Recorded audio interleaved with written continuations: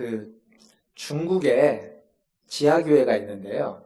중국의 지하교회에서 드리는, 지금은 좀 다르지만 예전에는 금붕어 예배라는 걸 했다고 합니다. 금붕어 예배. 그게 뭔지 아십니까? 모르시죠? 금붕어 예배가 뭐냐면 이렇게 소리를 낼 수 없으니까 입만 그냥 뻐끔뻐끔 한 겁니다. 코로나가 처음 시작했을 때 제가 아는 목사님이 코로나가 시작했을 때 가능하면 이제 이 말함으로써 전파가 되니까 예배 때도 금붕어 예배처럼 입만 하고 그런 게 필요할 것 같다라는 얘기를 했는데 갑자기 그 생각이 요즘 들어서 들었습니다.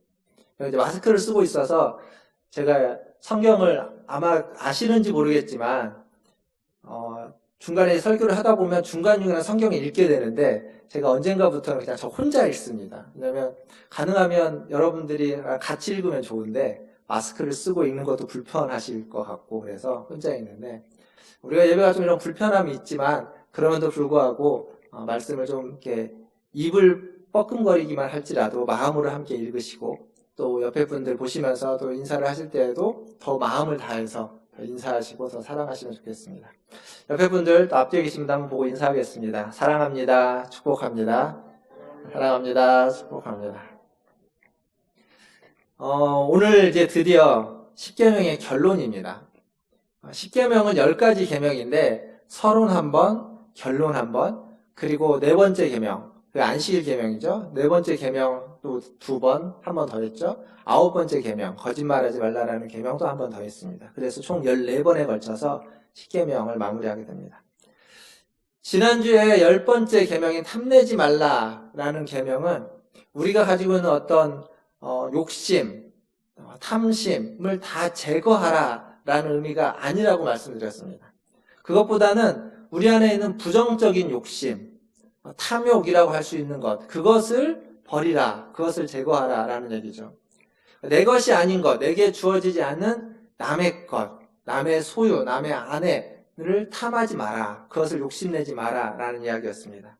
반면 긍정적인 탐심, 긍정적인 욕심은 추구하라는 거죠. 참되고 정결하고 바르고 선하고 칭찬받을 만한 것들은 추구하고 찾고 열망하라, 욕망하라 라는 것이 지난주 설교의 내용이었습니다. 결국 그렇게 긍정적인 것들을 추구해 나가다 보면 마지막 최종 지점에서 우리가 열망하고 추구하고 욕망하게 될 건 바로 하나님이다. 그러니까 하나님을 추구하고 하나님을 열망하고 하나님을 우리가 갈구하는 것은 마지막 우리가 최종적으로 추구해야 될 것들입니다. 그래서 거기까지 이르러 가는 것, 그것이 진정한 탐욕이라고 하는, 탐심이라고 하는 이 부정적인 욕망을 벗어날 수 있는 유일한 방향이고 길인 것입니다. 오늘은 그러한 탐욕과 그런 욕망을 벗어나서 하나님을 더 사랑하고 하나님을 더 사모하는 우리들에게 10계명이 전체적으로 무엇을 이야기하는지 10계명의 결론을 이야기하면서 동시에 그 앞에서 탐심에 대한 한 가지 더 여러분에게 나누고 그리고 10계명의 신학적인 의미, 어떤 결론적인 얘기로 말씀을 드리려고 합니다.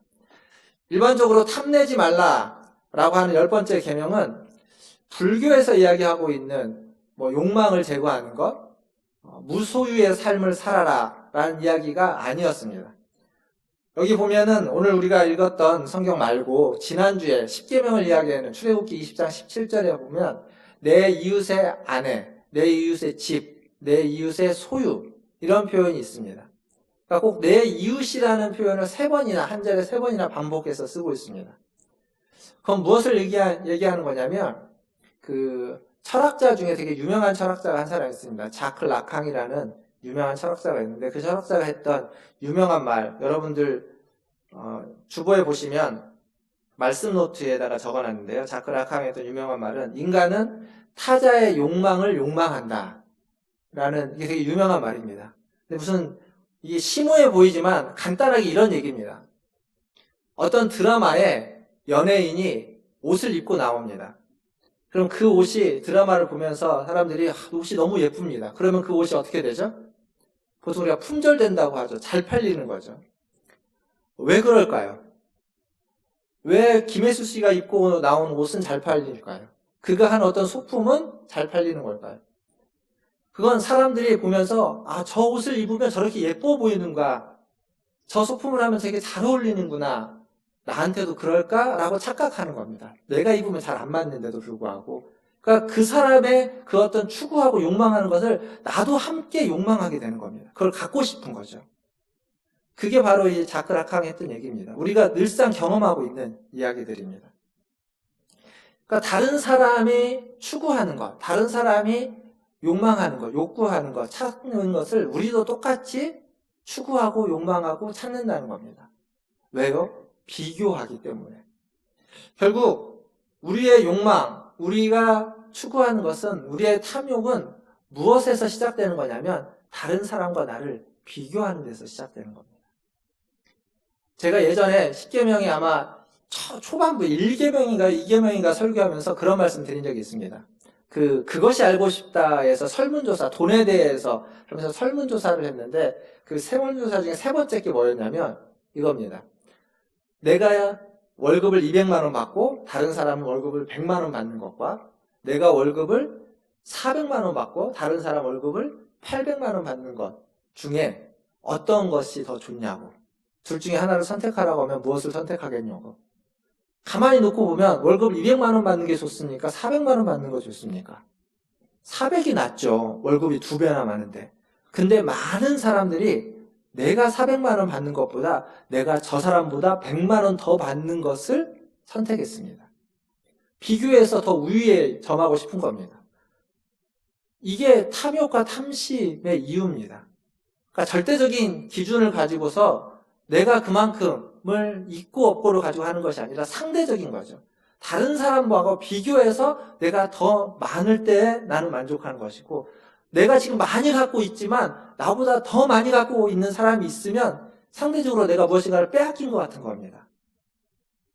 그런 마음이 들 때 우리는 탐심, 탐욕, 부정적인 욕망에 다다르게 되는 겁니다. 사실 우리가 그런 마음을 가질 수 있습니다. 근데 그런 마음을 갖게 되면 그게 그냥 마음에서 멈추지 않고 자꾸 그것을 추구하게 되는 겁니다. 마음속에서 일어나는 일이지만 그게 밖으로 표출되게 되고, 밖으로 표출되려고 하다 보면 결국 어디에 이르게 되냐면 죄를 품게 되는 데 이르게 되는 겁니다. 사랑하는 성도 여러분, 동물은요, 배가 고프면 사냥을 해서 배고픔을 채웁니다. 그런데 배가 부르면 사냥하지 않습니다.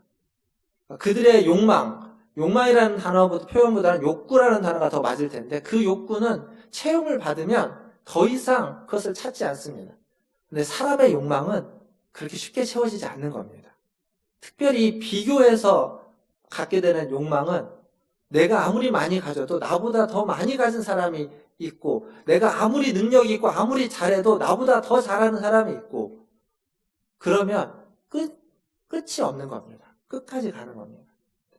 결국 이 탐욕이라고 하는 것, 이것은 내가 지금 가지고 있는 것, 내게 주어진 것을 만족하지 않는 한 끝나지 않는 욕망입니다. 끝나지 않는 일입니다. 결국 내가 가지고 있는 것에 만족할 때, 그것에 만족할 수 있을 때 탐욕은 멈춰지게 되는 것이고 더 이상의 욕망을 이루지 않게 되는 겁니다. 그러니까 거기까지 가지 않으려면, 거기에 이르지 않으려면 결국 그것을 멈추려면 주어진 것에 만족해야 되는데, 성경은 그것을 뭐라고 이야기하냐면 자족이라고 이야기하죠. 빌립보서 4장 11절과 12절에 보면 바울은 그렇게 얘기합니다. 나는 어떤 형편에 처하는지 자족하기를 배웠다. 11절 후반부에 보면 어떠한 형편에든지 나는 자족하기를 배웠느니, 12절에 가보면 나는 비천에 처할 줄도 알고 풍부에 처할 줄도 알아. 그러니까 비천하든지 풍부하든지 어떤 형편에든지 처할 줄을 알고 거기에서 자족하는 것, 내게 주어진 것, 내가 가지고 있는 것에 만족하는 일체의 비결을 배웠다라고 이야기하고 있습니다. 이럴 때 탐욕에 빠지지 않는 겁니다. 이럴 때 다른 사람의 것을, 내 이웃의 것을, 남의 것을 탐하지 않게 되는 거죠.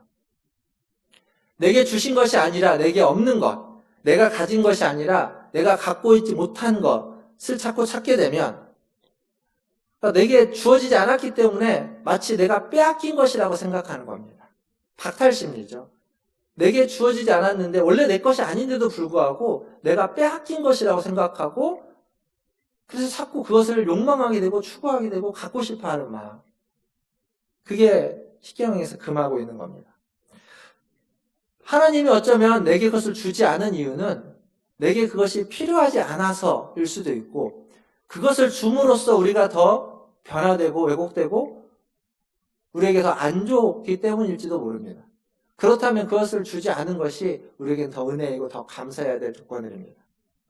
사랑하는 성도 여러분, 이웃과 비교해서 우리 자신을 피폐하게 만들지 마시고 내게 주어진 것, 하나님이 내게 허락하신 것에 감사하면서 하나님을 찬양하면서 살아가시기를 주님의 이름으로 축원합니다. 탐심을 이겨낼 수 있는 방법입니다. 이렇게 10가지 말씀의 내용을 봤는데 이 10번째 계명이었던 탐내지 말라라고 하는 건 결국 비교였죠. 비교. 근데 이 비교는요. 10계명의 10번째만 등장하는 것이 아니라 이 사람과 사람 사이의 비교는 창세기에 가보면 이 원죄가 시작되는 창세기 3장에서 원죄가 시작되는 그때에도 비교가 그 원죄를 일으키는 동기가 됩니다. 창세기 3장에 가서 생각해 보시면 뱀이 하와를 유혹하죠. 유혹할 때 뭐라고 유혹하죠? 동산에 있는 모든 나무를 먹지 말라고 하더냐라고 하면서 그 가운데 있는 선악을 알게 하는 나무의 열매를 먹으면 너희가 하나님과 같이 선악간에 분별해서 눈이 밝아져서 하나님과 같은 존재가 될까봐 먹지 말라고 하는 거다. 결국 사람을 하나님과 비교하게 만듭니다. 사람은 하나님보다 못한 존재입니다. 비교한다면 못한 존재이고 못한 존재라는 것을 받아들이고 인정해야만 합니다. 우리는 하나님 만드신 피조물이기 때문에 그렇습니다. 그런데 뱀의 유혹은 그러한 우리를 하나님과 같은 수준에 있지 않다라고 비교하게 만들어서 그래서 하나님과 같은 수준에 다다르고 싶어하는 욕망을 갖게 만드는 겁니다. 저걸 먹으면 나도 하나님처럼 선악을 분별할 줄 알고 하나님처럼 무엇인가가 될 것 같다라는 그런 마음을 들게 만드는, 그래서 그걸 따먹게 만드는 거죠. 즉 이 비교는 그냥 지금 우리가 살고 있는 시대에 사람과 사람 사이에서의 문제만이 아니라 가장 태초에 에덴 동산에서 사람이 지었던 원죄도 비교에서 시작됐다는 겁니다. 저 열매를 따먹으면 내가 내 삶의 주인이 될 것 같고 내가 내 삶의 모든 것을 주도할 수 있을 것 같고 무엇이든지 잘 될 것 같은 그러한 욕망, 그게 교만이죠. 그래서 하나님의 말씀에 불순종하는 것이기도 하지만 그것도 교만입니다. 그래서 원죄를 교만이라고 이야기하기도 합니다. 이거 결국 어떻게 되냐면 10계명의 마지막 10번째 계명은 10계명의 가장 먼저 첫 번째 계명, 나 외에는 다른 신을 내게 두지 말라라고 하는 이 첫 번째 계명과 연결되는 겁니다. 비교로서 맨 마지막을 이야기하고 있다면 이 첫 번째 계명, 하나님 외에 다른 신을 두는 이유가 뭘까요? 하나님으로 만족하지 못하는 겁니다. 내가 내 삶을 주도하기 위해서 무엇인가 내 힘으로 뭔가를 해야 되는데 안 되고 하나님으로부터 그것이 만족스럽게 주어지지 않고 그러니까 다른 신까지도 동원하고 만들고 찾아서 결국 내가 더 나은 삶을 살아가려고 하는, 비교 위에 정하려고 하는 그러한 욕망이 다른 신을 찾게 만드는 겁니다. 그래서 첫 번째 계명도 마지막 계명도 다 이 비교 때문에 우리에게 주어진 계명이다라고 이야기할 수 있습니다. 하나님을 온전히 신뢰하지 못하기 때문이죠. 하나님이 주시는 것, 하나님이 허락하신 것에 만족하지 못하기 때문입니다. 결국 우리가 탐욕을 걷어내고 10계명을 온전히 지키고 따르려면 하나님을 우리가 절대적으로 신뢰해야만 합니다. 하나님을 온전히 믿을 때 그것이 가능한 겁니다. 하나님을 온전히 신뢰하지 못하면 하나님이 주어진 것에 만족하지 못하고 주어진 것에 만족하지 못하면 자꾸 다른 것을 찾게 되고 다른 능력자를 찾게 되는 겁니다.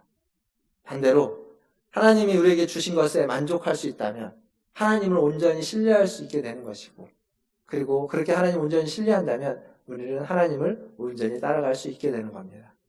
사랑하는 성도 여러분, 하나님을 온전히 신뢰하시고 하나님을 온전히 따라가시는 저와 여러분 되기를 주님의 이름으로 축원합니다. 마지막으로 우리 십계명의 신학적인 의미에 대해서 좀 생각해 보겠습니다. 십계명은 지금으로 따지면 한 3000년 전쯤에 주어진 계명입니다.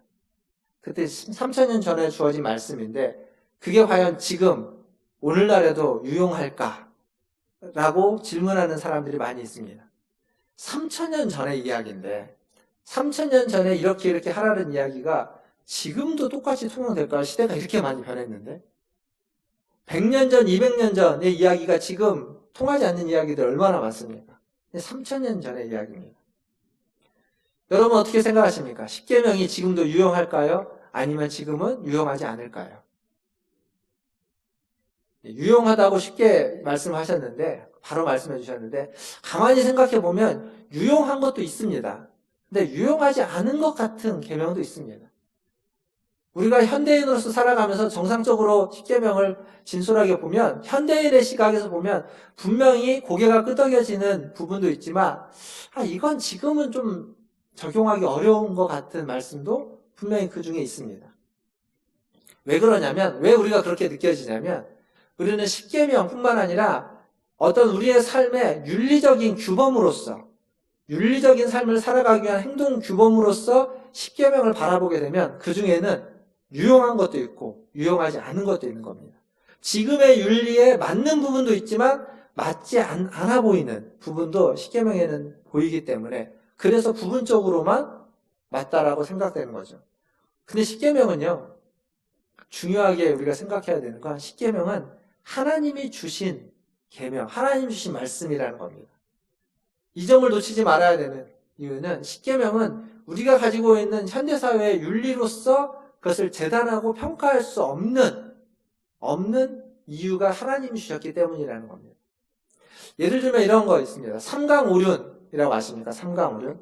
삼강오륜은 공자가 이야기한 유교의 어떤 윤리적인 덕목이죠. 근데 이게 언제쯤 주어진 거냐면 지금으로부터 한 2500년 전쯤 주어진 겁니다. 그러니까 십계명이 한 3000년 전이면 삼강오륜은 한 2500년 전쯤에 주어진 것인데 여기 지금 삼강오륜이 적혀져 있죠. 부의자강부터 부의부강, 군의신강 이렇게 되어 있습니다. 그럼 부의자강은 뭐냐면 부모와 자녀 사이에 어떤 일정한 도리를 지켜야 된다는 얘기입니다. 부의부강은 부부 사이에도 일정한 도리가 지켜져야만 하고 군의신강은 어떤 신하와 임금 사이에서도 일정한 도리가 지켜져야 된다는 겁니다. 이 도리라는 건 일방적인 게 아닙니다.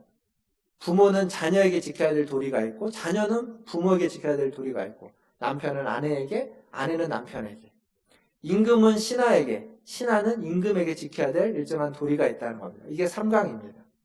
그리고 오륜 같은 경우는 저기 있죠. 부자율치, 부모와 자녀 사이에는 어떤 친밀함이 있어야 된다는 거죠. 부부유별, 부부 사이에는 다름이 있는 겁니다. 분별이 있어야 되는 겁니다. 장유유서는 어른과 아이 사이에는 차례가 지켜져야 된다는 거죠. 그리고 붕어유시는 친구 사이에서의 어떤 의리, 군신유의는 신하와 임금 사이에서의 의리, 신의를 이야기하는 겁니다. 이 삼강오륜은 예나 지금이나 지켜야 되는 어떠한 일반적인 윤리적인 덕목으로서 여전히 유효합니다. 시대에 따라서 강조되는 지점은 조금씩 다릅니다만 지금 이 시대에도 이 삼강오륜은 중요한 덕목이라고 이야기할 수 있습니다.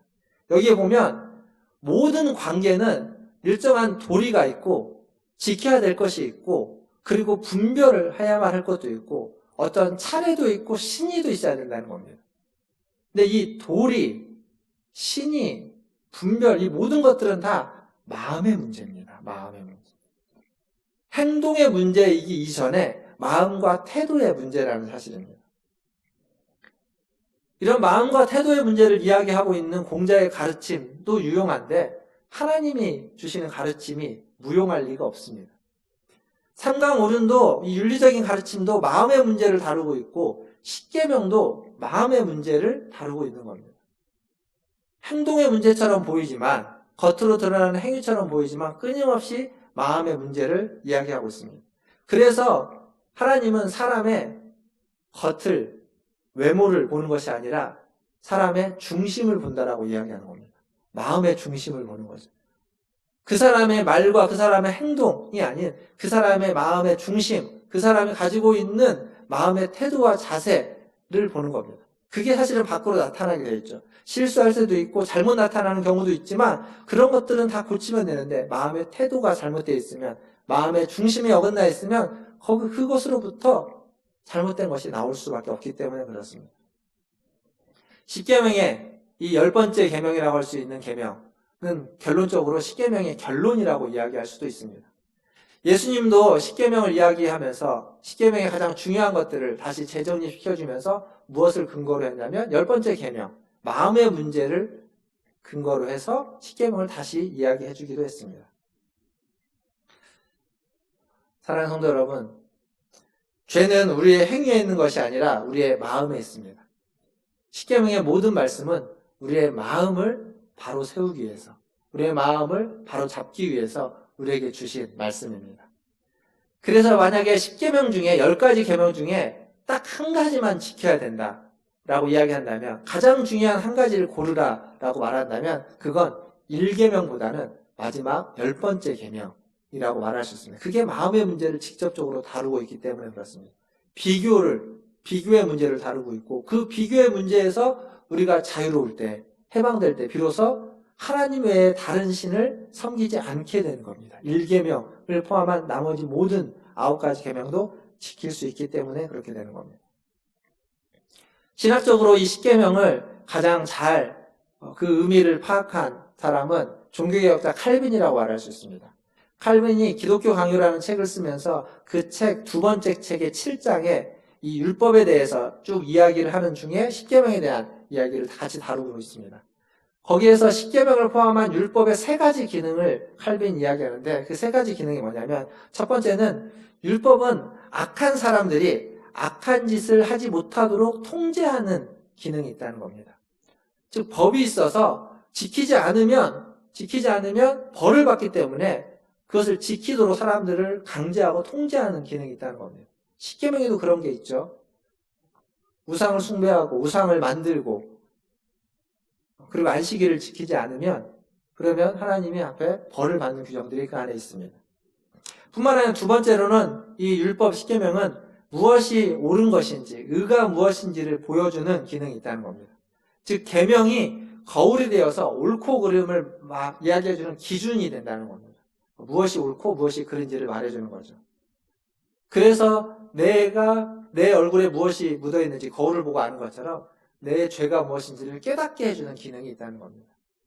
그리고 마지막 3번째, 칼빈은 이 3번째 기능이 가장 중요한 기능이라고 이야기했습니다.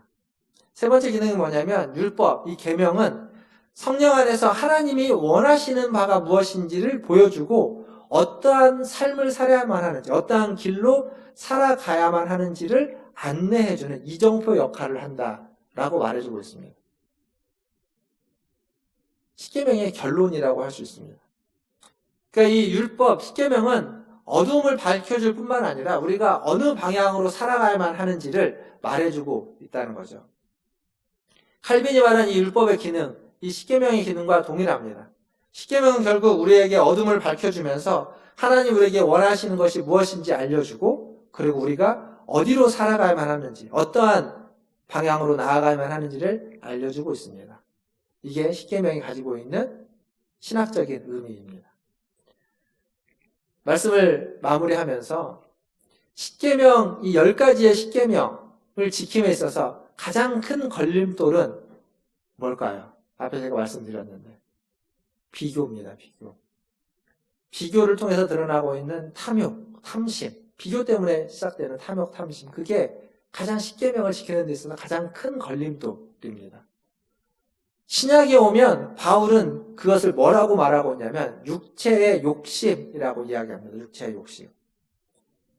나 자신을 지키고 나 자신을 보존하고 나 자신을 주장하려고 하는 그러한 우리의 마음, 그것을 바울은 이야기하는 겁니다. 그래서 오늘 우리가 읽었던 본문 갈라디아서 5장 16절에 보시면 뭐라고 되어 있냐면, 다시 오늘 우리가 읽었던 본문을 보시면 내가 이르노니 너희는 성령을 따라 행하라. 그리하면 육체의 욕심을 이루지 아니하리라. 육체의 욕심이 10계명을 지키는 데 있어서 가장 큰 걸림돌인데, 그것을 극복하려면, 거기에 걸려 넘어지지 않으려면 무엇을 따라 행하라고요? 성령을 따라 행하라 라고 이야기하고 있습니다.